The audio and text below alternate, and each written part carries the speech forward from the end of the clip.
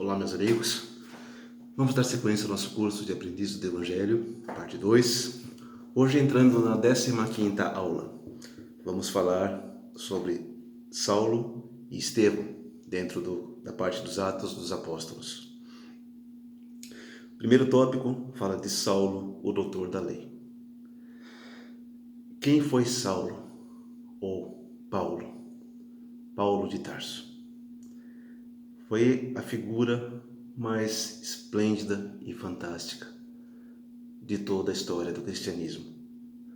Paulo foi o responsável por transmitir a todos os povos a doutrina do Cristo, a doutrina do amor.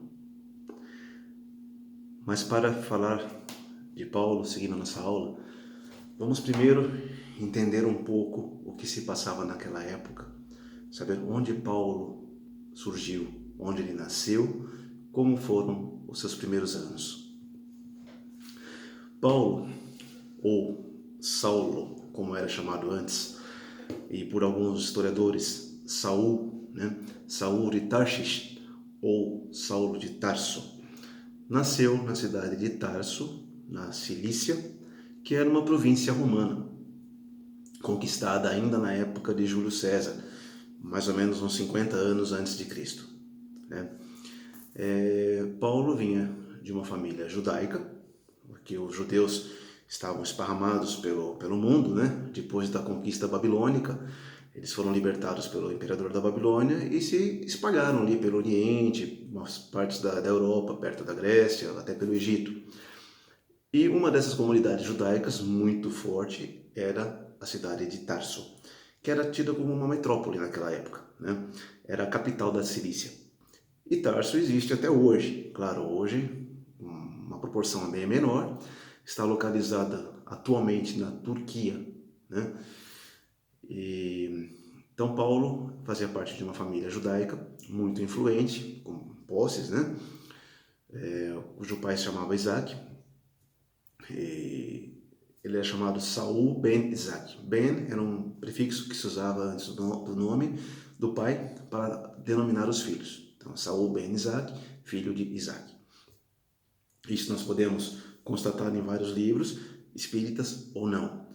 Um dos mais famosos, que nós vamos falar ainda no final, é da historiadora inglesa Taylor Caldwell, o grande amigo de Deus.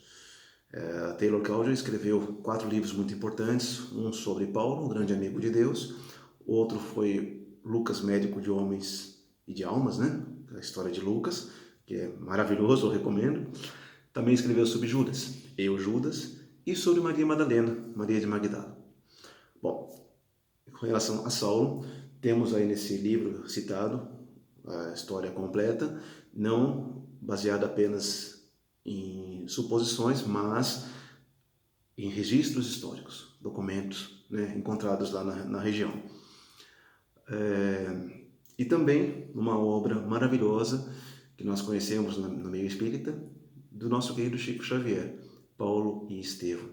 Paulo e Estevão eu considero uma leitura obrigatória para todos aqueles que desejam se inteirar dos acontecimentos, que desejam realmente estudar a doutrina espírita na sua essência. E esse relato de Emmanuel, através do nosso querido Chico, é fantástico, é riquíssimo em detalhes, é um livro realmente emocionante. Então Paulo, voltando a Saulo, vamos chamar de Saulo por enquanto.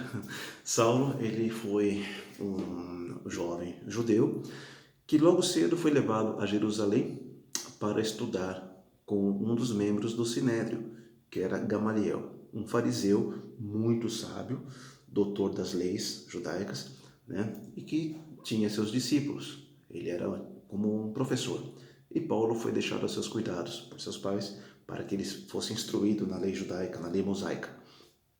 E Paulo era o aluno mais brilhante de Gamaliel. Gamaliel nós citamos já em aula passada que acabou intervindo junto ao Sinédrio em favor dos discípulos, Pedro, João e Tiago, não sei se vocês recordam. E realmente Gamaliel foi uma personagem muito importante da história da igreja nascente e fundamental também na formação do caráter e da vida de Paulo. A história de Paulo também está muito bem contada num livro do nosso companheiro de seara, Hermínio Miranda, né? Paulo, o apóstolo dos gentios, que era o volume 1 do livro As Marcas de Cristo, que é realmente uma leitura muito recomendada. Tá? Lá nas Marcas de Cristo, temos aqui, eu vou ler um pedacinho para vocês, um trecho que o Hermínio cita na introdução, né? Perdão, não é nem o Hermínio. Quem cita isso foi o Francisco Chelsea, que era presidente da Federação Espírita Brasileira em 79. Ele fez o prefácio do livro do Hermínio, que foi publicado depois em 79, né? Hermínio escreveu esse livro em 6 meses, segundo ele, trabalhando aos finais de semana, datilografando feito um louco, por intuição. Foi intuído e discorreu sobre a história de Paulo e no volume 2 sobre a história de Lutero. Mais para frente a gente vai conversar sobre isso. Nesse prefácio escrito aqui pelo presidente da federação, ele cita o Emmanuel, que no Caminho da Luz, o livro Caminho da Luz, né, do Chico Xavier, está aqui o trecho. A comunidade cristã, de modo geral, começou a sofrer a influência do judaísmo, e quase todos os núcleos organizados da doutrina pretenderam guardar feição aristocrática em face das novas igrejas e associações que se fundavam nos mais diversos pontos do mundo. Explicação. A influência judaizante era um mal que precisava conjurado no nascedouro, pois o portentoso alicerce do cristianismo, que era, no dizer de Emmanuel, o trabalho de redação dos evangelhos, podia ser atingido se lhe faltasse o precioso caráter universalista. Sem perda de tempo, Jesus convoca ao seu sublime ministério o luminoso e enérgico Espírito que fora assinalado para a realização superlativa de levar o evangelho a todos os povos da terra, mas que então se desviara da verdadeira senda. Saulo de Tarso. Saulo, pelo que a gente entende aqui, ele tinha sido já predestinado lá no plano espiritual a trabalhar na seara do Cristo. Só que, reencarnando, ele desviou do intuito primeiro. Então ele se tornou um fariseu, doutor da lei, e não conhecia ainda a doutrina do Cristo, né? No livro Caminho, Verdade e Vida, do mesmo Emmanuel, ele esclarece: a consciência do apóstolo dos gentios era apaixonada pela lei, mas não pelos vícios. Quando, pois, compreendeu a extensão do próprio erro, não vacilou um só instante e assumiu por inteiro a responsabilidade que lhe cabia na difusão do cristianismo, cheia de exemplos dignificantes, testemunhos contínuos e renúncias santificantes. Então, isso aqui nós vemos de Paulo no livro Marcas de Cristo. O que eu falei para vocês do nascimento de Paulo, de como era Roma naquela época, também está ali, né? E aproveitando, Marcas de Cristo também nos relata a questão da cidadania romana, que foi muito importante para Paulo no decorrer dos seus trabalhos de doutrinação. Por que Paulo era cidadão romano? Naquela época, né, existiam o imperador, na época de Paulo era Tibério, mas antes de Tibério tinha tido o triunvirato, composto por César, Crasso e Pompeu, que eram 3 generais da República Romana, né, nomeados pelo Senado, e Pompeu era responsável por aquela região onde estava a Cilícia, né, cuja capital era Tarso. E como Roma praticava a Pax Romana, né, que era um modo de governar, não somente escravizando ou subjugando os povos conquistados, mas eles mantinham uma política de boa vizinhança. Eles respeitavam os costumes, a organização social e econômica de cada estado conquistado. E não foi diferente com Tarso, que inclusive era uma cidade muito importante, tinha um porto muito movimentado, era sempre frequentada por povos da Grécia, do Oriente Médio. Então Tarso era um ponto de encontro de muitas nações ali. E Pompeu, né, um dos comandantes de Roma, decretou que todo cidadão nascido em Tarso, a partir daquele decreto, seria considerado cidadão romano. E foi nessa época que Paulo nasceu. E acabou sendo, então, considerado, por lei, cidadão romano. E essa cidadania foi de muita utilidade mais tarde, como nós vamos ver no decorrer do nosso curso. O interessante aqui também, falar de Paulo, antes da gente continuar nossa lição no livro, né, no curso, tem um livro chamado Sapiens, uma breve história da humanidade, tá? Do historiador israelense Yuval Noah Harari, que é considerado um best-seller internacional com 2 milhões de cópias vendidas. É um livro, não é religioso, claro, é um livro científico, fabuloso. Eu recomendo também a leitura. E o Harari, num capítulo aqui, lá no meio do livro que diz sobre a lei da religião, falando do politeísmo, do monoteísmo, ele cita, né, nesse livro, Paulo, falando de Deus que é um só, né, das religiões monoteístas, e que as religiões deixaram de ser politeístas com um avanço do cristianismo, que foi uma força motriz que reformou as religiões vigentes ainda naquela época. E ele diz aqui, essa fé começou com uma seita judaica esotérica que procurava convencer os judeus de que Jesus de Nazaré era seu tão esperado Messias, né? E um dos primeiros líderes da seita, aqui ele já fala de Paulo de Tarso, ponderou que se o poder supremo do universo tem interesses e inclinações e que se ele se deu o trabalho de encarnar e morrer na cruz para a salvação da humanidade, então é isso que devia ser comunicado a todos, sem distinção, não só aos judeus. Portanto, era necessário difundir a boa palavra, o Evangelho, sobre Jesus para o mundo inteiro. E esses argumentos de Paulo caíram, claro, em solo fértil. Paulo tinha uma dialética poderosa, uma neurolinguística fantástica, ele conseguia conquistar, cativar e convencer quantas pessoas fosse necessário. E, a partir daí, os cristãos começaram a organizar atividades missionárias, né, dirigidas a todos os humanos. E numa das guinadas mais estranhas da história, essa seita judaica esotérica, doutrina cristã, vamos chamar assim, controlou o poderoso Império Romano. Como aconteceu isso? Paulo tinha lá a sua cidadania romana, que já lhe favorecia bastante. Ele tinha livre acesso a todas as regiões dominadas pelo Império Romano. E Roma, muito organizada, muito evoluída, que não só, como eu falei, não só conquistava, mas absorvia cultura, conhecimento, tudo que tivesse de bom de cada povo conquistado. E eles desenvolveram, né, a arte de fazer estradas. Construíram estradas para todo lugar. Todo o Império Romano era entrelaçado por várias estradas para se comunicarem mais facilmente, né, para se locomoverem. E Paulo usou disso, né, para difundir o Evangelho. Nas suas inúmeras viagens, ele se utilizava desses caminhos abertos pelos romanos. E por aí ele chegava a todos esses povos, disseminando aquela seita judaica esotérica, como o nosso historiador falou, que era, na verdade, a doutrina do Cristo Jesus. E assim foi. Essa era a época, então, de Paulo, né, para vocês entenderem um pouco mais o que se passava naquele momento, naquela situação.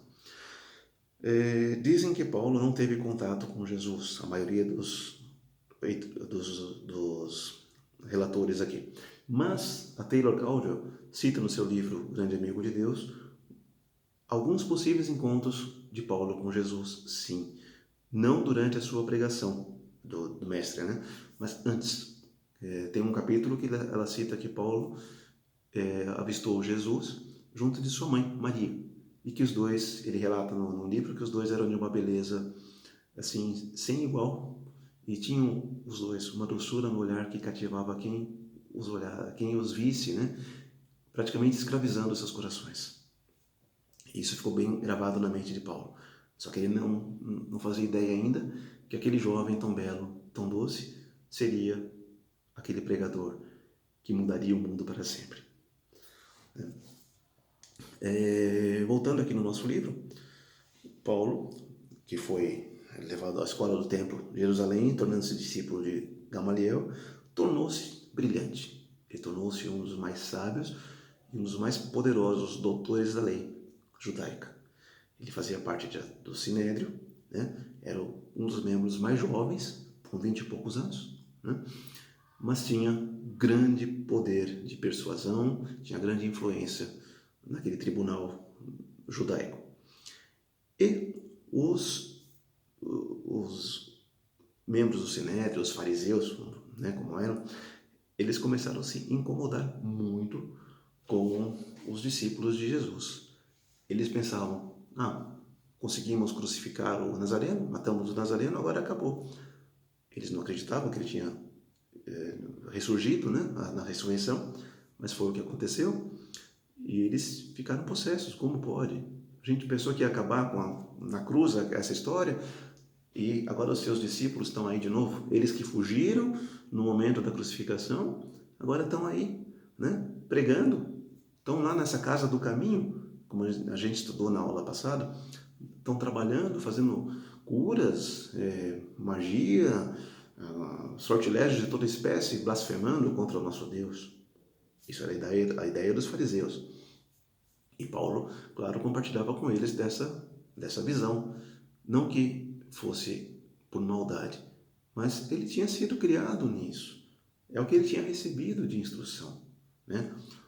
Foi aluno de Gamaliel, sim. Paulo acreditava na justiça. Ele tinha uma consciência, como nós lemos aqui no Caminho, Verdade e Vida, né?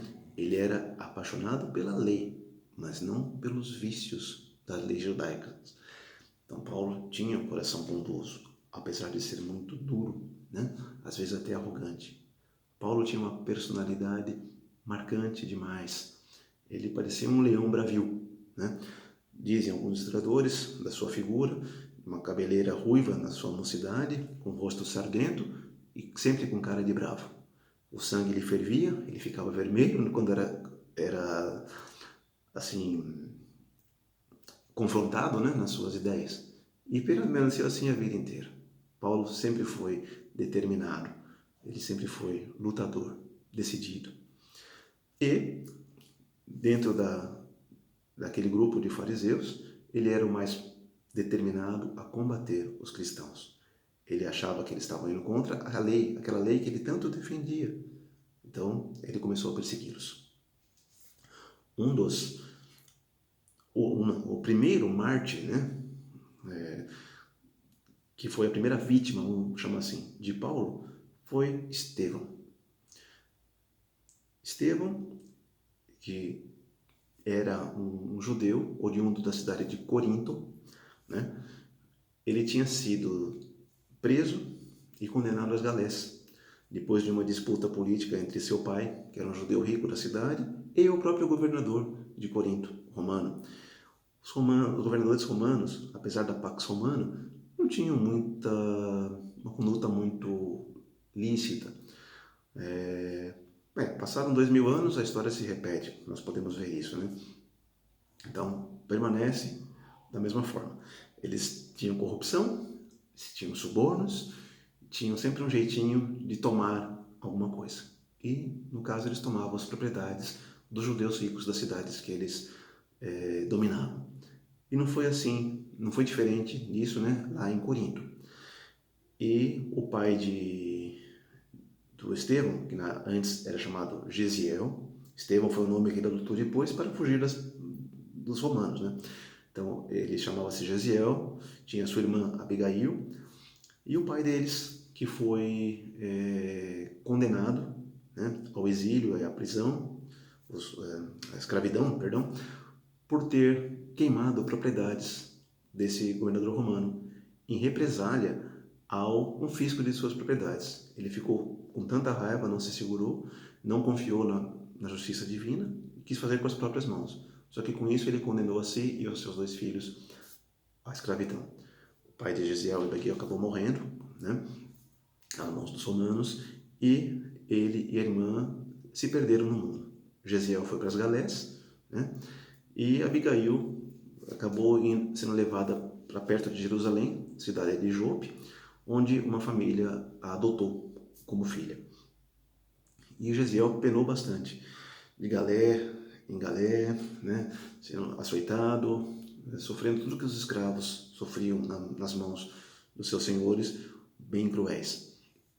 Até que, depois de tanta desgraça, Gesiel chegou à Casa do Caminho, em Jerusalém, que já era dirigida por Pedro, por João e Tiago. E eles o receberam, o acolheram e mudaram o nome dele. Vai chamar Estevão, para não te descobrirem aqui.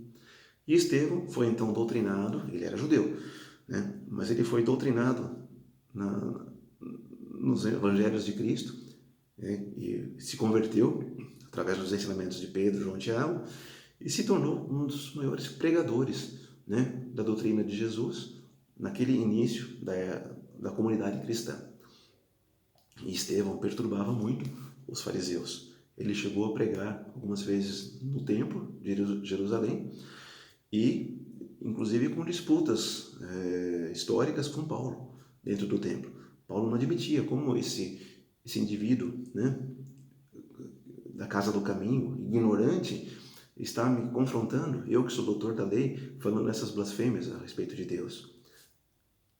Então ele começou a perseguir Estevão e conseguiu, junto ao Sinédrio, a condenação de Estevão e o levou à morte. No livro Paulo e Estevão, de Emmanuel, nós temos lá a história completa. Eu não vou me estender aqui, porque senão o nosso vídeo vai durar uma semana. Mas é uma leitura que eu recomendo a vocês, que tem uma riqueza de detalhes, sabe? É uma história maravilhosa, né? Ali fala de Abigail, que, por incrível que pareça, foi noiva de Paulo, sem saber que Estevão, seu irmão, estava vivo ainda, o Gesiel, né? E muito menos Paulo sabia disso. Ela só foi saber na hora da morte de Estevão, que ela reencontrou o irmão ao lado de Paulo. Aí o desenrolar da história vocês têm que ler. Eu não vou contar aqui não. Estevão, o primeiro Marte, voltando aqui no nosso livro. Estevão, cheio de graça e poder, operava prodígios e grandes sinais entre o povo. Intervieram então alguns da sinagoga chamada dos libertos, dos sirineus e alexandrinos, dos da Cilícia e da Ásia, e puseram-se a discutir com Estevão, mas não podiam resistir à sabedoria e ao espírito com o qual ele falava. Subornaram então alguns para dizerem: ouvimos-lo pronunciar palavras blasfemas contra Moisés e contra Deus. Amotinaram assim o povo, os anciãos e os escribas. Chegando de improviso, prenderam-no e levaram à presença do Sinédrio. Lá apresentaram testemunhas falsas que depuseram: esse homem não cessa de falar contra esse lugar santo e contra a lei, pois ouvimos-lo dizer repetidamente que esse Jesus, o Nazareno, destruirá esse lugar e modificará os costumes que Moisés nos transmitiu. Todos os membros do Sinédrio, com os olhos fixos nele, tiveram a impressão de ver em seu rosto o rosto de um anjo. Atos dos Apóstolos, capítulo 6. É assim que eles enxergavam Estevão. Estevão, porém, repleto do Espírito Santo, fitou os olhos do céu e viu a glória de Deus, e Jesus de pé à direita de Deus, e disse: eu vejo os céus abertos e o Filho do Homem de pé à direita de Deus. Eles, porém, dando grandes gritos, taparam os ouvidos e precipitaram-se a uma sobre ele, e arrastando-o para fora da cidade, começaram a apedrejá-lo. As testemunhas depuseram seus mantos aos pés de um jovem chamado Saulo, e apedrejaram Estevão enquanto ele dizia essa invocação: Senhor Jesus, recebe meu espírito. Depois, caindo de joelhos, gritou em voz alta: Senhor, não lhe leves em conta esse pecado. E dizendo isso, adormeceu. Atos dos Apóstolos, capítulo 7. Nessa passagem impressionante, né, a gente encontra então a figura de Estevão, ou Gesiel, primeiro mártir do cristianismo, né? No Novo Testamento, aqui o nosso livro diz, não há muitas referências sobre sua trajetória. Os pequenos trechos mostram apenas a intensidade da sua devoção e o que aconteceu no momento derradeiro, né? Mas o livro reforça, na obra Paulo e Estevão, nós conhecemos toda a sua epopeia. Até nessa passagem da morte de Estevão, Abigail estava ali, assistindo aquele espetáculo terrível. E Paulo, ao perceber que ela era irmã da sua vítima, ele quis abandoná-la, porque não se achou digno mais de estar junto dela. Ela era tida como uma inimiga da seita farisaica, vamos chamar seita farisaica, não judaica apenas, que os fariseus eram muito radicais. E ele não se conteve, porque ele tinha matado o irmão daquela que ele amava. O que fazer agora, né? E isso nós temos aqui no livro Nos Céus da Galha, do nosso irmão Carlos Bacelli, psicografado através do irmão José, do Espírito, né? Que fala dessa questão.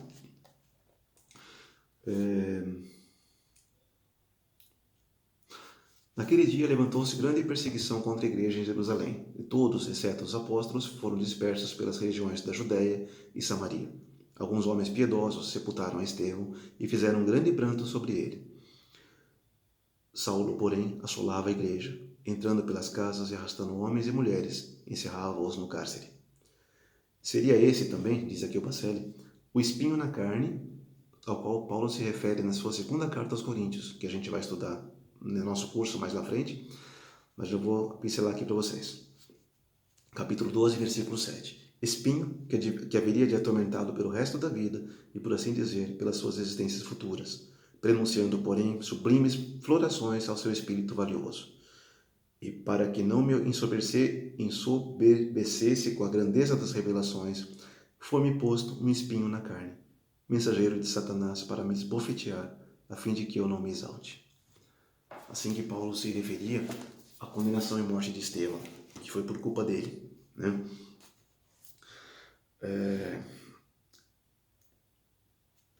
Aqui no nosso livro, Emmanuel, tem uma transcrição do livro de Emmanuel, da obra Paulo Estevão, que diz: sem Estevão não teríamos Paulo de Tarso. O grande mártir do cristianismo nascente alcançou uma influência muito mais vasta na experiência paulina do que poderíamos imaginar, tão só pelos textos conhecidos nos estudos terrestres. Então, o Espírito Emmanuel nos traz relatos mais abrangentes, mais detalhados da convivência de Paulo e Estevão, não só na convivência encarnados, mas depois da morte de Estevão. Ele continuou junto de Paulo, tornou-se o seu guia, o seu assistente, né? Mesmo tendo sido vitimado por ele, né? Estevão o tinha perdoado na sua grandiosidade cristã. E isso é uma coisa que se tornou o espinho na carne de Paulo. Como pode? Como podia um espírito ser tão benevolente? Mesmo sendo cruelmente assassinado por mim, ele está comigo, me perdoa, me ama e me protege. E foi assim pelo resto da vida de Paulo. Querem saber mais? Leiam Paulo e Estevão, de Emmanuel, Chico Xavier. Bom, continuando aqui, vamos entrar agora no próximo tópico, que fala da conversão de Saulo. A conversão de Saulo, eu prefiro chamar de as portas de Damasco, é uma das passagens mais lindas do Novo Testamento, dos Atos dos Apóstolos, escrito por nosso querido Lucas. Lucas que caminhou junto de Paulo depois, por muitos anos, até a sua passagem final. Lucas tornou-se um grande companheiro e amigo e médico de Paulo. E foi também um dos responsáveis pela disseminação da doutrina maravilhosa de amor deixada por Jesus Cristo. Lendo aqui no nosso livro, Conversão de Saulo, Atos capítulo 9. Saulo, respirando ainda ameaças de morte contra os discípulos do Senhor, dirigiu-se ao sumo sacerdote.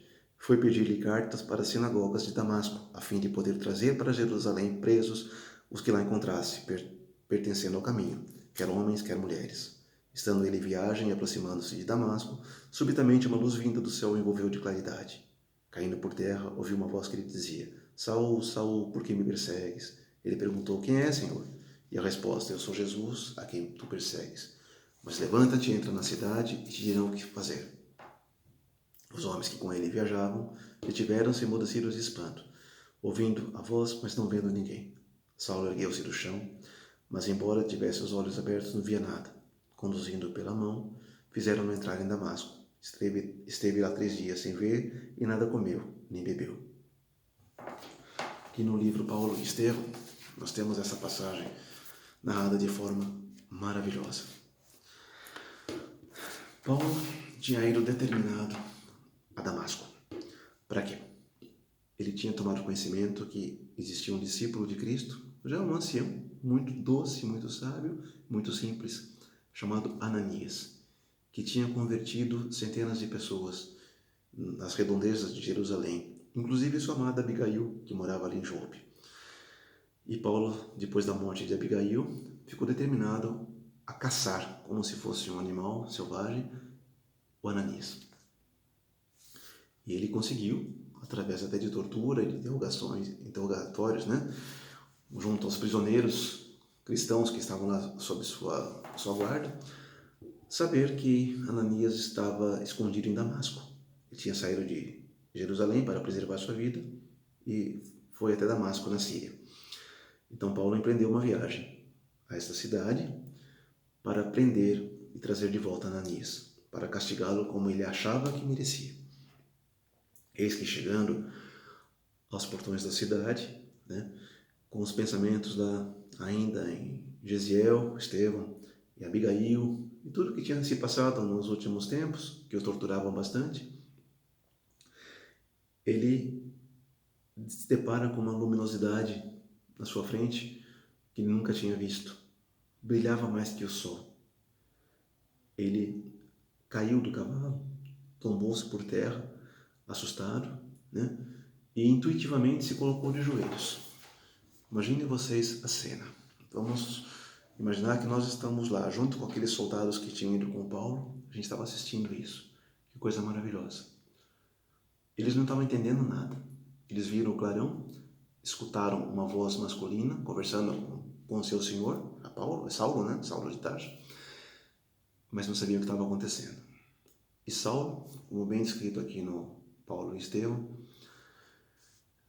vê sair daquela luz uma figura majestosa, um homem belo, imponente, com uma serenidade no olhar, embora com uma certa tristeza, caminhando em direção a ele. E essa pessoa ali, tão bela, lhe diz: Saulo, Saulo, por que me persegues? E Saulo, sem entender nada, assustado: Quem sois vós, Senhor? E ele fala: Eu sou Jesus de Nazaré, aquele que você persegue tanto. Saulo fica atônito, num misto de como que eu vou dizer, de medo e admiração. Ele estava realmente diante de Jesus, aquele nazareno que ele já tinha amaldiçoado, que ele perseguia, que ele culpava por todos os seus males, por todas as suas angústias, não só dele, mas de todo o seu povo. Então, ele começou a chorar, num pranto convulsivo, ali de joelhos, e os soldados em volta sem entender nada. O que está acontecendo com o nosso mestre, com o nosso Senhor aí, o Saulo, E então Jesus ainda fala para ele: Saulo, não recalcitres contra os aguilhões, ou seja, não seja tão resistente com tudo que está te chamando, Paulo entendeu naquela hora. Abigail, sua noiva, o tinha convidado a seguir a doutrina do Cristo. Estevão, nos seus debates com Paulo no templo, tinha tentado mostrar a ele a verdadeira face do amor, a verdadeira doutrina de Cristo. E ele, sempre com resistência, condenando aqueles que pensavam diferente dele. Lembrando que eu falei no começo da aula, Paulo tinha vindo com uma missão. Ele se desviou um pouco por algum tempo, até que Jesus o chamou de volta. Como diz ali no livro Marcas de Cristo, sem perda de tempo, Jesus convoca ao seu sublime ministério o luminoso e enérgico Espírito que fora assinalado para a realização superlativa de levar o Evangelho a todos os povos da terra. Então, finalmente, vem a convocação de Jesus, em pessoa, ele próprio. Daí, Paulo não conseguia mais dizer nada contra aquele homem. Ele só teve forças, em meio àquele choro copioso, soluçando, para perguntar: Senhor, o que queres que eu faça? Aquilo foi o início da redenção de Paulo. Ele, de perseguidor, passou a perseguido. Ele se rendeu ao amor. Ele se rendeu ao mestre Nazareno, finalmente. E, numa humildade que ele nunca tinha mostrado em toda a sua vida. Pelo contrário, ele era arrogante, imperativo, sempre poderoso. Ele se mostrou humilde e se colocou a serviço do Mestre Jesus. Então Jesus pediu que ele entrasse na cidade de Damasco, né? Que lá alguém iria procurá-lo e ele saberia o que fazer. E assim se deu. Paulo dispensou a maioria dos seus acompanhantes, ficou apenas com Jonas, que era um servo fiel, todos assustados, achando que ele tinha ficado louco e cego, né? Perdão, esqueci de falar que ele estava cego. Aquela luminosidade deixou cego, é a parte mais importante da visão de Jesus ali. Ficou cego e Jonas o conduziu então a Damasco.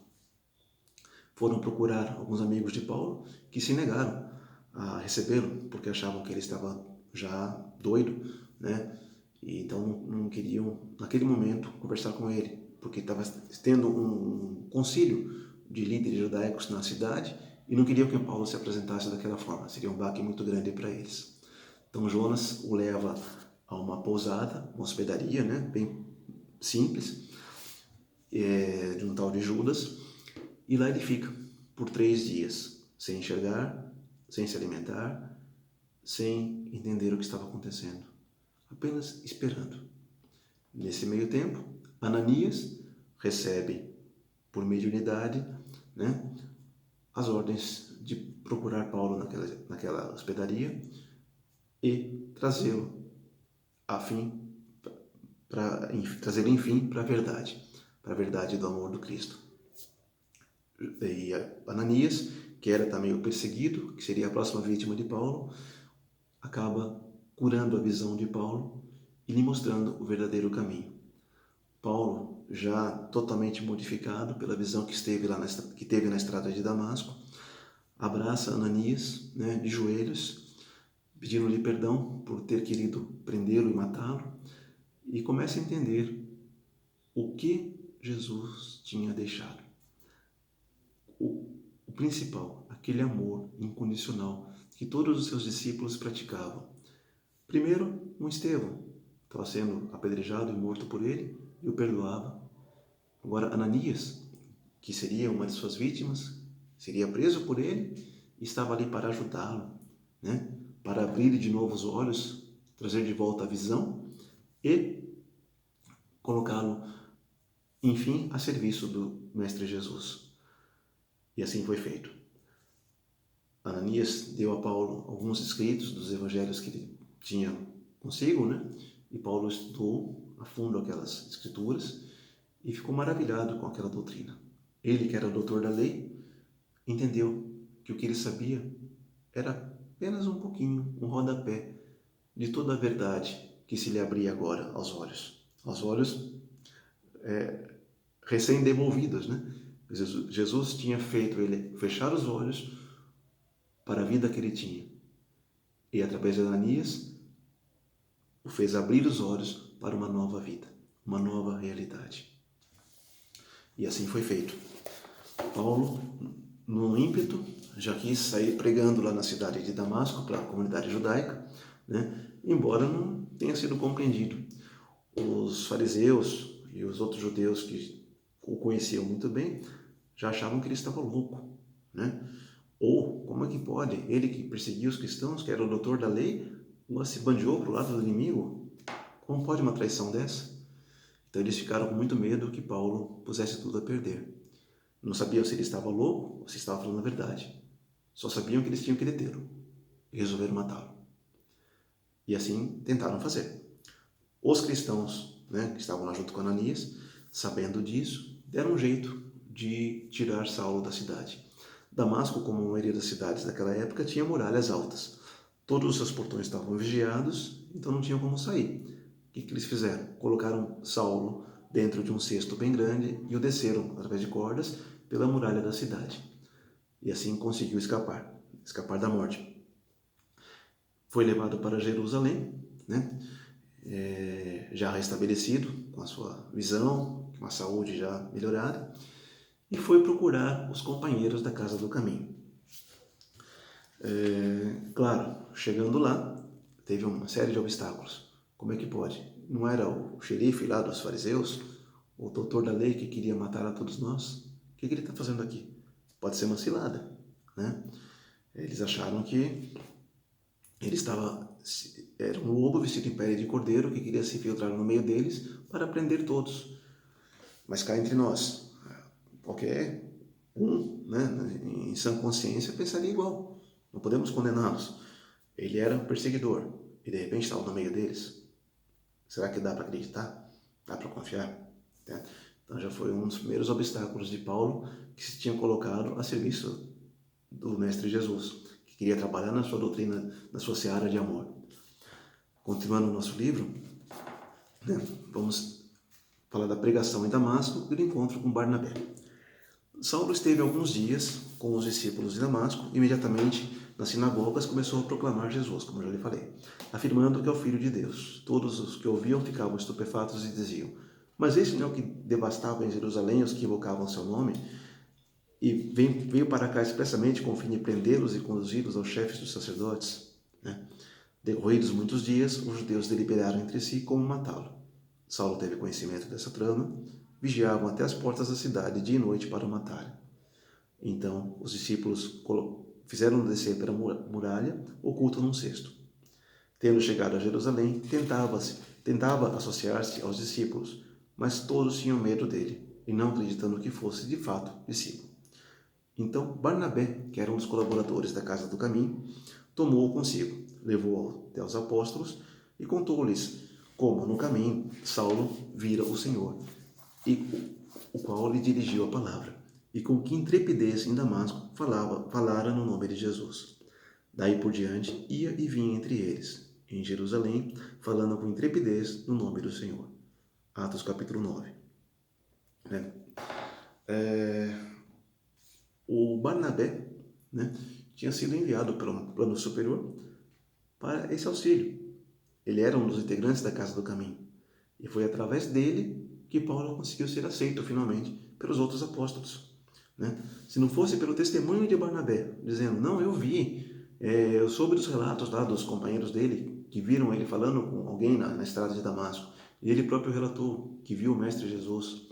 Vamos dar um voto de confiança para ele, gente. Ele não ia falar isso à toa.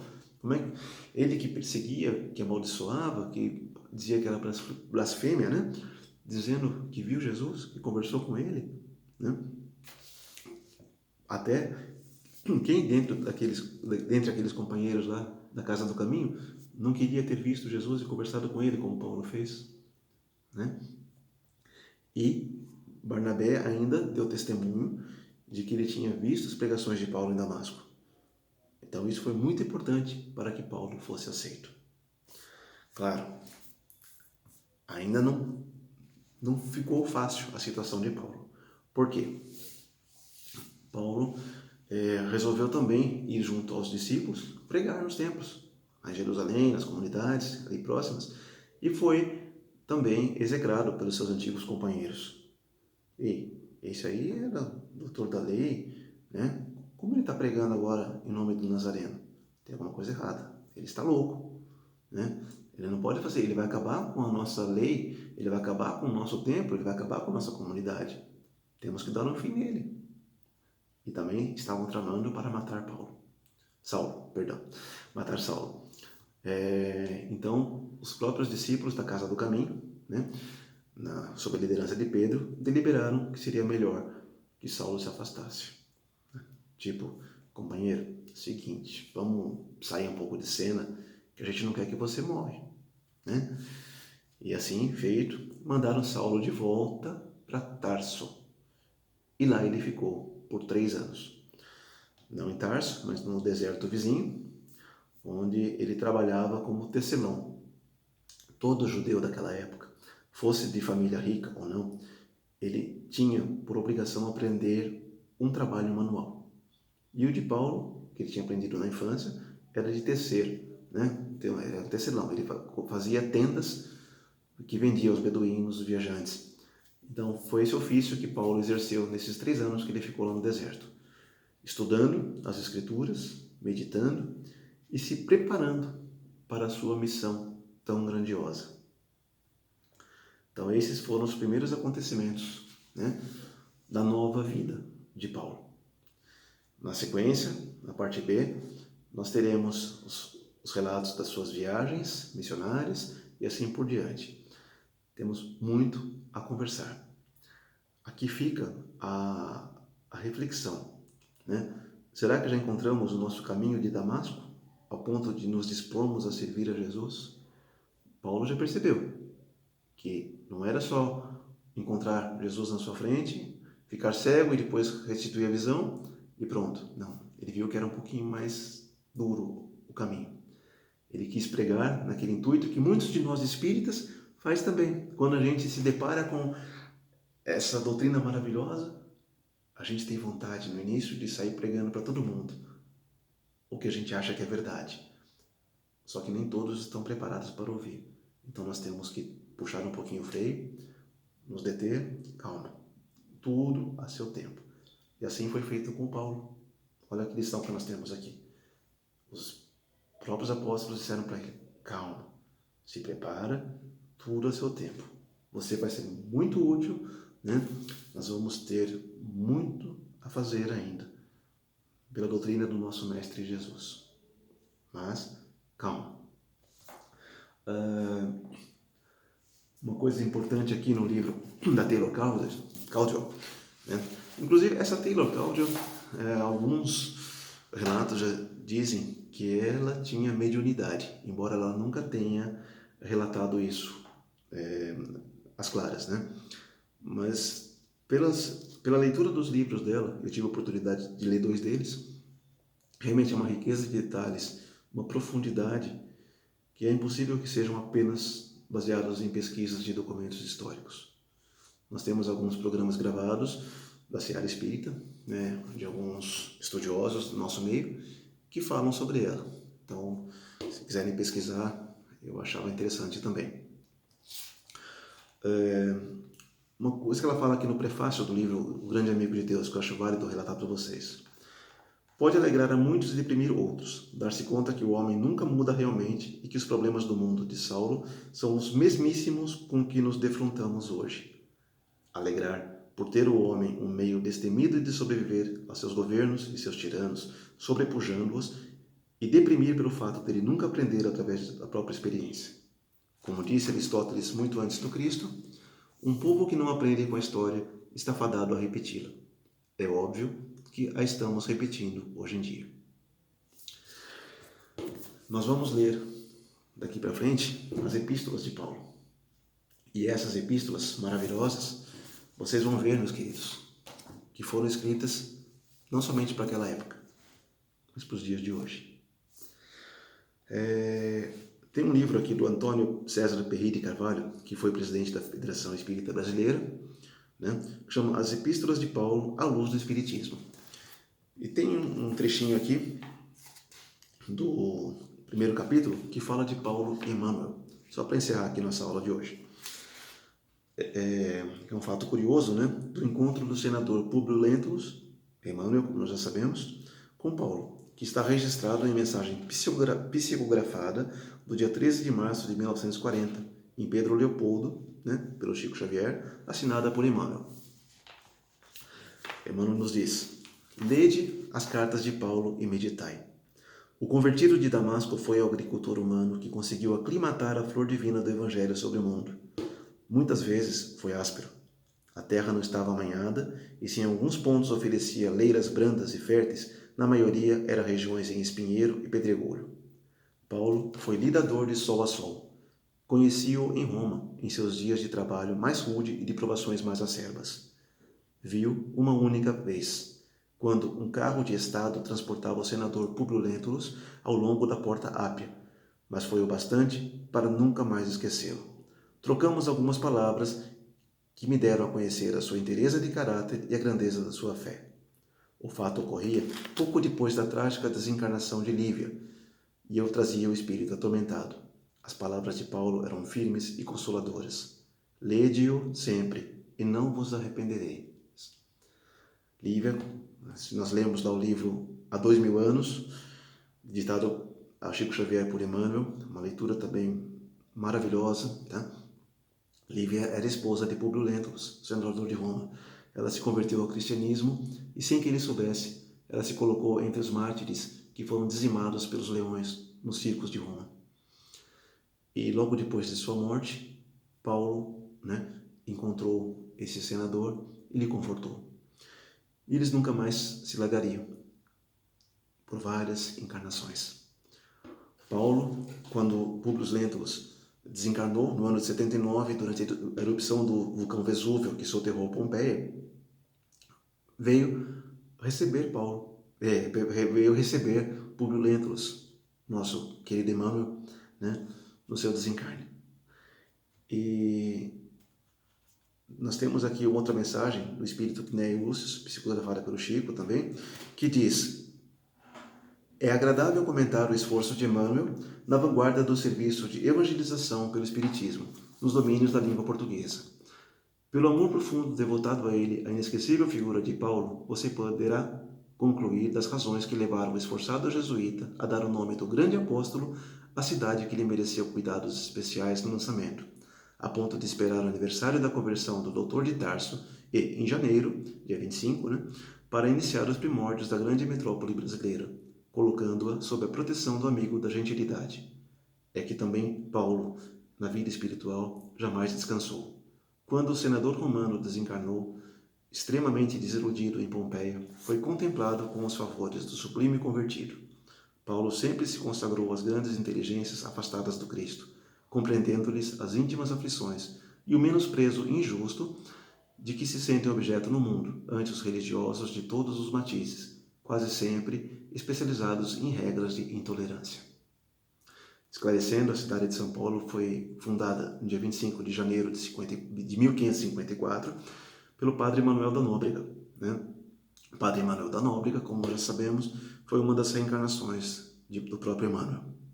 E assim ele quis homenagear o seu companheiro de luta, Paulo. Esses fatos foram revelados por Chico Xavier numa cerimônia pública, e foi transmitida até pela TV na capital paulista, em que recebeu o título de cidadão paulistano. Isso outorgado pela Câmara Municipal de São Paulo em 19 de maio de 73. Só para conhecimento de vocês. Então, pessoal, é isso. Começamos aqui uma nova fase do nosso curso, uma fase que eu considero muito especial. Paulo, ou Saulo de Tarso. Quem quiser saber por que ele chamou Paulo depois, leia lá Paulo e Estevão, ou mesmo o livro da Caldwell, que vai relatar porque ele adotou o nome de Paulo, em homenagem a um amigo romano, Sérgio Paulo, que era um procônsul, que o ajudou bastante, Então, Saulo ou Paulo, Saulo de Tarso, é uma das figuras mais brilhantes de toda a história da humanidade. É o grande responsável por nós estarmos aqui hoje estudando essa doutrina maravilhosa. Não haveria razão da Bíblia encerrar-se no Velho Testamento, e tampouco, depois disso, encerrar-se no Novo Testamento. Os 4 evangelhos de Mateus, Marcos, Lucas e João. Teríamos além os Atos dos Apóstolos, escrito tão maravilhosamente por Lucas, e depois complementados pelas cartas de alguns apóstolos, e em especial pelas cartas ou epístolas de Paulo.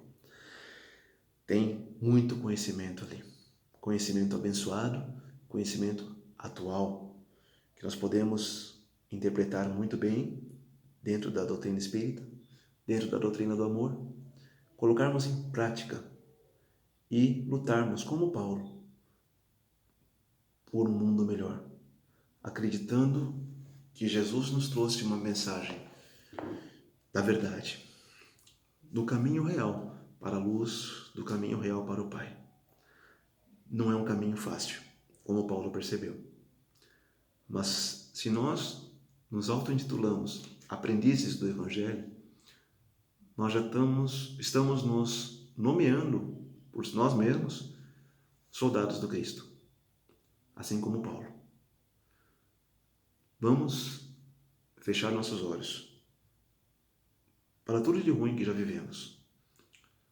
Vamos meditar, pensar, visualizar aquela luz maravilhosa da estrada de Damasco. Vamos colocar em nossa vida a nossa estrada de Damasco. E com os olhos da nossa alma, vamos enxergar Jesus no meio daquela luz maravilhosa e vamos escutá-lo dizendo por que nós o perseguimos. Sim, de alguma forma nós o perseguimos. Quando não seguimos os seus ensinamentos, quando a gente não trilha o caminho certo, como ele nos deixou tão ensinado, nós estamos sim o perseguindo. Então, que nós nos ajoelhemos diante dele, como fez Paulo, e vamos perguntar: Jesus, o que queres que eu faça? Dentro de nós, do nosso coração, está a resposta. Fiquem em paz e obrigado.